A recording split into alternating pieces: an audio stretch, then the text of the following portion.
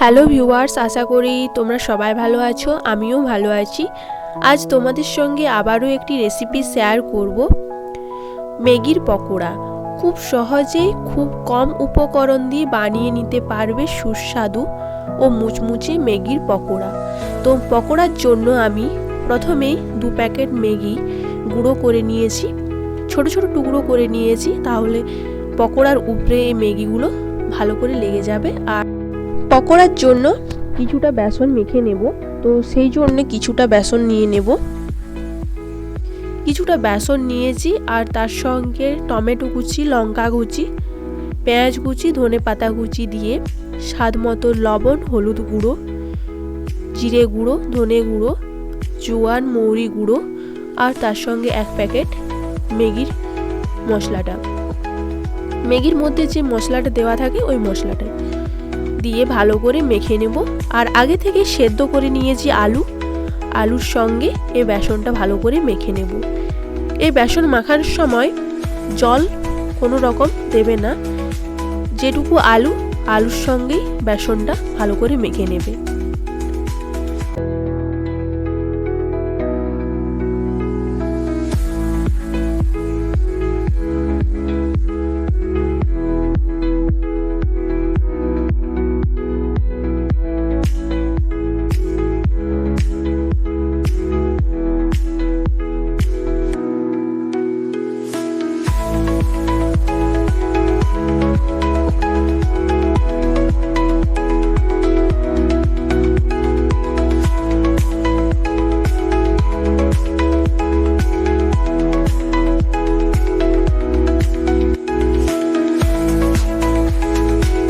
পকোড়ার জন্য পুরোপুরিভাবে বেসন মাখানো হয়ে যাওয়ার পর গোল গোল বল করে ম্যাগির মধ্যে দিয়ে সাদা তেলে ভেজে নেব।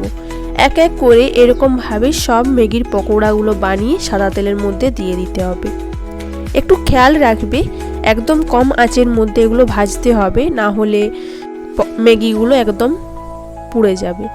তো একদমই খুব কম আঁচের মধ্যে ভাজতে হবে। আর তোমরা এগুলো চাল গুঁড়ি দিয়েও বানাতে পারো, আমি বেসন দিয়ে বানাচ্ছি। উল্টে পাল্টে লাল করে এক এক করে সব ম্যাগির পকোড়াগুলোকে ভেজে নেব।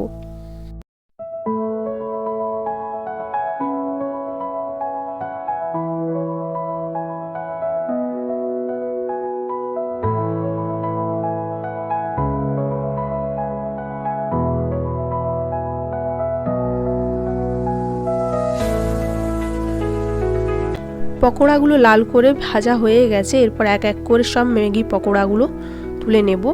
এরকমভাবেই সব পকোড়াগুলো আমি এক এক করে ভেজে নেব।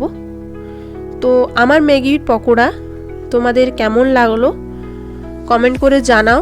আর ভালো লাগলে আমাদের চ্যানেলটিকে সাবস্ক্রাইব করে বেল আইকনটি ক্লিক করে দিও নতুন নতুন রেসিপি মিনি ব্লগের জন্য। এরপর সব পকোড়াগুলোকে ভেজে ম্যাগির মশলা একটু ছড়িয়ে সস দিয়ে পরিবেশন করো।